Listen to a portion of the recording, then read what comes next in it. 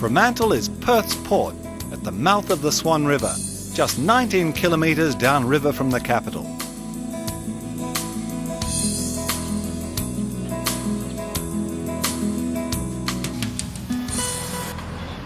The bustling port of Fremantle, just 20 minutes drive south from Perth, played host to the 1986-87 Australian defence of the America's Cup yacht race. And international experts have tagged Fremantle the best preserved 19th century seaport in the world, with over 150 buildings classified by the National Trust. Fremantle straddles the harbour, where the Swan River flows into the Indian Ocean. Big crowds line the shore for a close-up look at the colour and spectacle of weekend yacht races.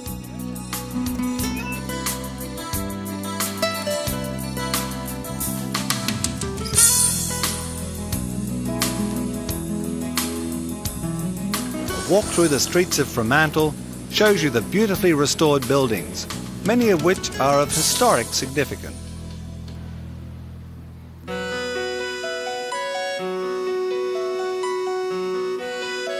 I explored the Roundhouse, Western Australia's oldest surviving public building, built as a jail around 1830, which continues to dominate the skyline of Fremantle's West End. In 1998, the Fremantle signal station was reactivated, and at 1 p.m. every day, a cannon is fired and a time ball drops to give mariners and residents a daily time check.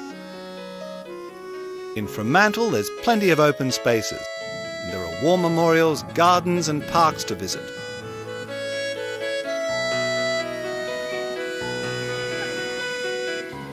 Fremantle is much more than an architectural time capsule. It's a lively maritime port city, filled with character, colour and culture. And during festival time, it turns into a bubbling street party. Please get ready for...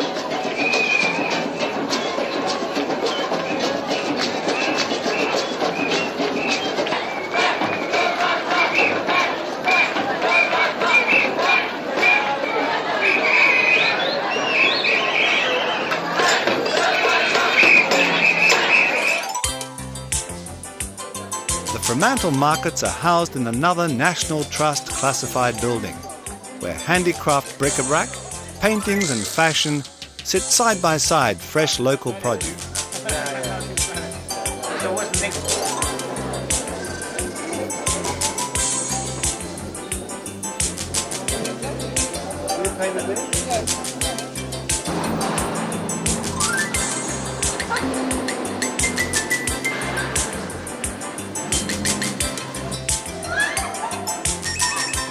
Fremantle has a lovely, relaxed feel about it, and Cappuccino Street is the bubbling, cosmopolitan heart of town, with some great restaurants and top-class coffee.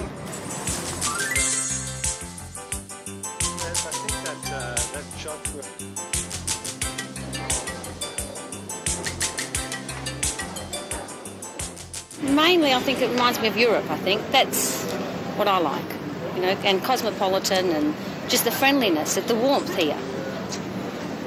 That's what it is. Next morning, I boarded the Rottnest Island eco boat for a trip out to the blue waters of the nearby island. Hand you over to Amy, we'll translate. And they also rear their calves for a short period until they get a bit stronger. After our skipper's introduction, we made our way through the fishing boat harbour of Fremantle, out to sea and set course for the crystal clear island waters, just 20 kilometres offshore. Pretty stringent rules.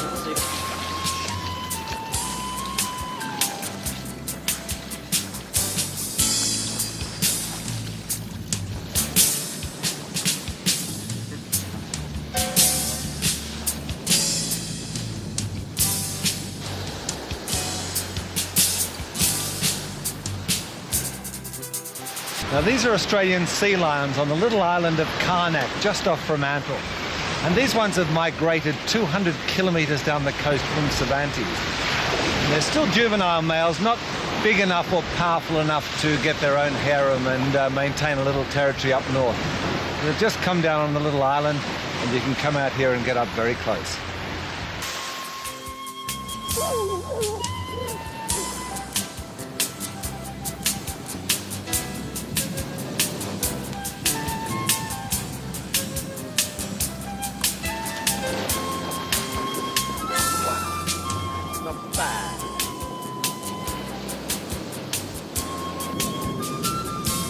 There's large pods of dolphins in the area, so we can see up to pods of 70 dolphins all together.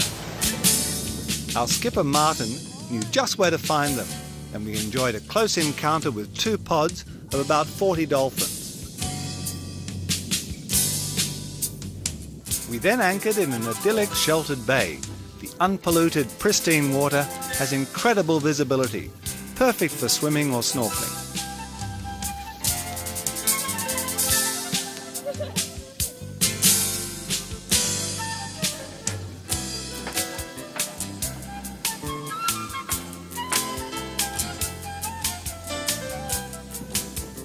After lunch, it was on to Rottnest Island, to a tranquil lifestyle, untouched and unhurried by the pressures of the mainland.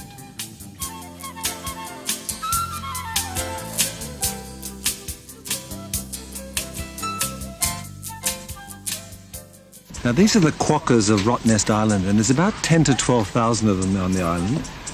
And it's amazing, you can come so right up close to them.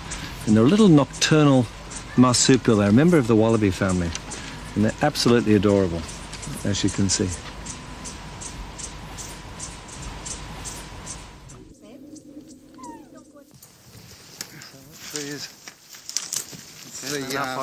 So you fell in love with the island after 14 years here, or what? Oh yeah, once it's in your blood, it's in your blood, and I can see why people come back generation after generation. And this one has a protection order as well, or what? Yeah, in 1917 it was gazetted by the governor of the day as a place for public recreation, and then later on in the 1930s it was gazetted again for the protection of flora and fauna. You'd think it would have been the other way around, wouldn't you? You would think, but then the government was right, wasn't it? This is a great place to recreate. One reason for the simple, charming way of life on Rottnest is the absence of cars, and the best way to explore the island is by bicycle. You can hire them on the island or bring them with you on the ferry from Perth or Fremantle.